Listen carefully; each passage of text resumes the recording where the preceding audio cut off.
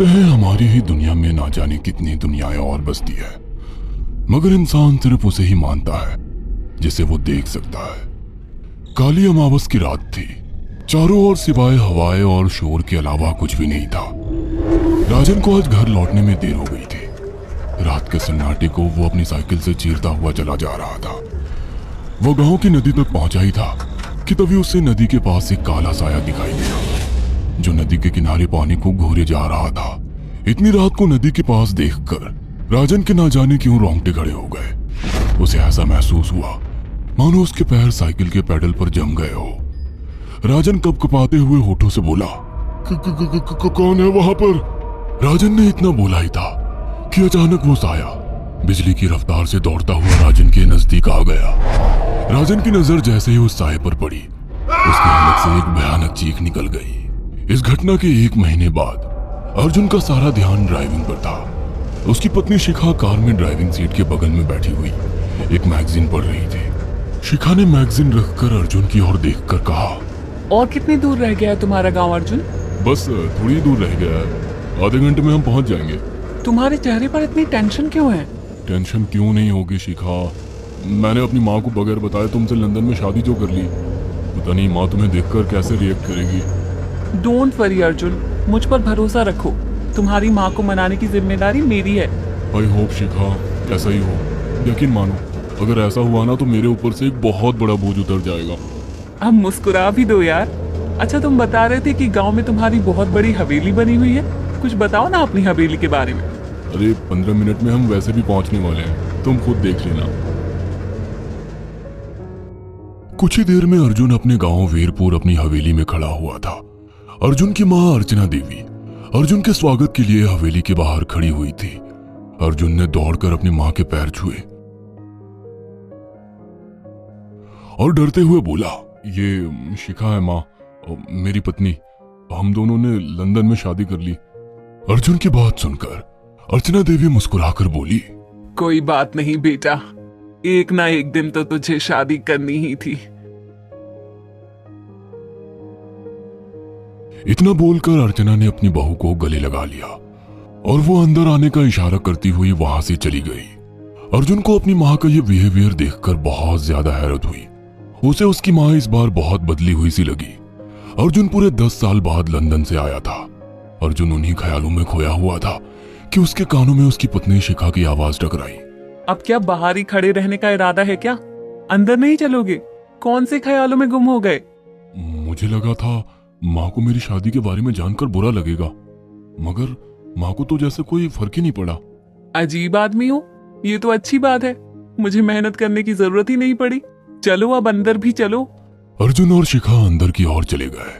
अर्जुन ने देखा कि उसकी हवेली में सन्नाटा पसरा हुआ था। उसे याद था कि उसकी हवेली में बहुत सारे नौकर चाकर हुआ करते थे।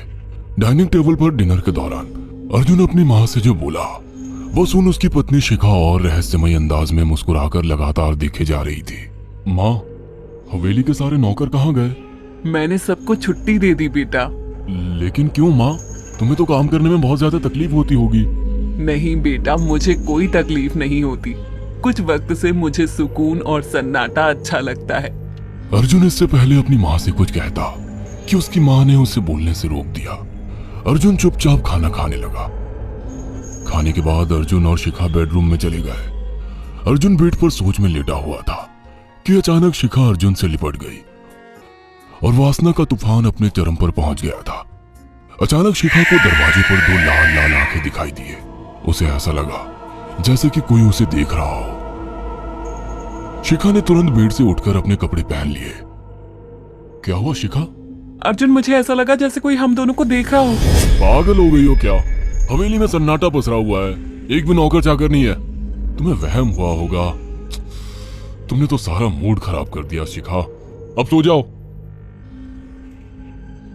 उस रात अर्जुन तो गहरी नींद में सो गया, मगर शिखा की आंखों से नींद कोसों दूर थी। अगली सुबह शिखा जल्दी उठकर किचन की ओर चली गई, मगर उसने देखा कि उसकी सास अर्चना नाश्ता तैयार कर चुकी थी। माँ, आपने तकलीफ क्यों की? मुझे बुला लेती आप। शिखा की बात सुनकर उसकी सास अजीब से अंदाज में शिखा की ओर देखने लगी। उनके देखने के अंदाज में पता नहीं ऐसा क्या था, कि शिखा को अपने रोंगटे खड़े होते हुए महसूस हुए। अर्चना धीरे धीरे करीब कदमों से शिखा के करीब आकर बोली, कोई बात नहीं बेटी, तुम्हें अब यहीं रहना है। तुम सिर्फ मेरे बेटे के साथ प्यार से रहो और जल्दी से मुझे एक पोता दे दो।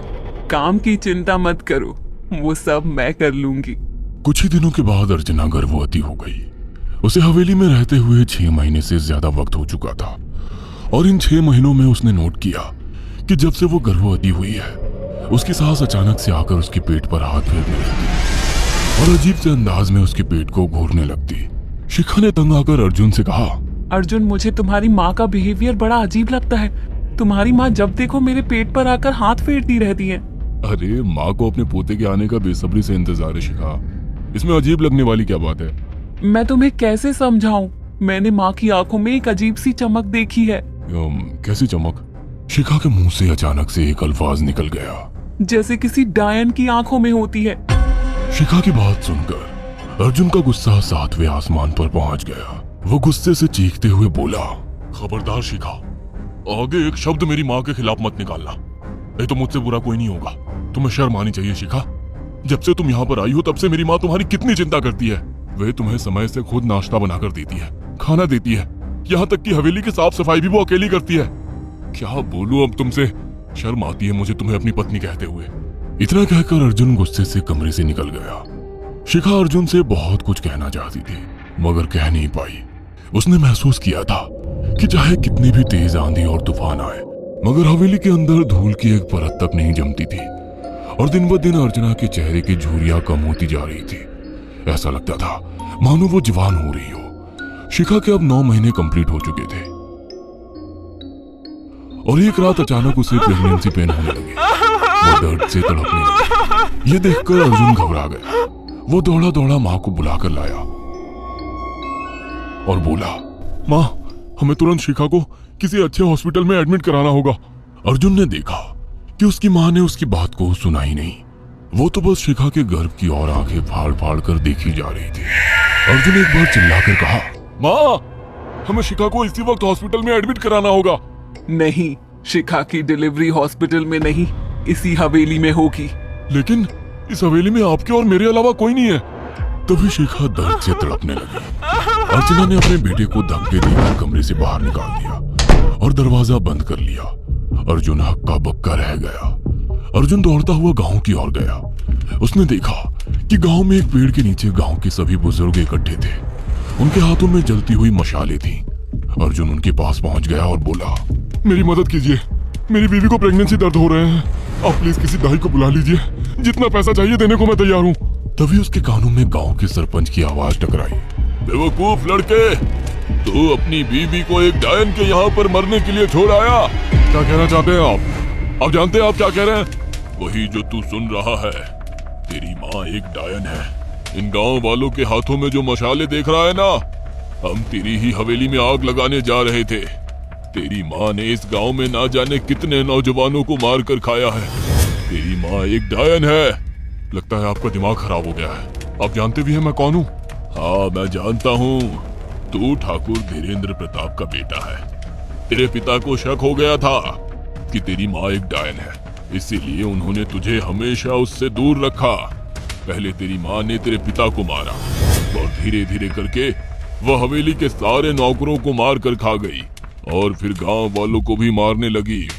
और अब तो तेरे होने वाले बच्चे को खाएगी, क्योंकि डायन को नवजात शिशु का मांस खाना बहुत पसंद होता है। अगर मेरी बात पर यकीन नहीं है तो चलकर मेरे साथ तू खुद अपनी आंखों से देख ले। इतना कहकर सरपंच अर्जुन को लेकर हवेली की ओर चल पड़ा।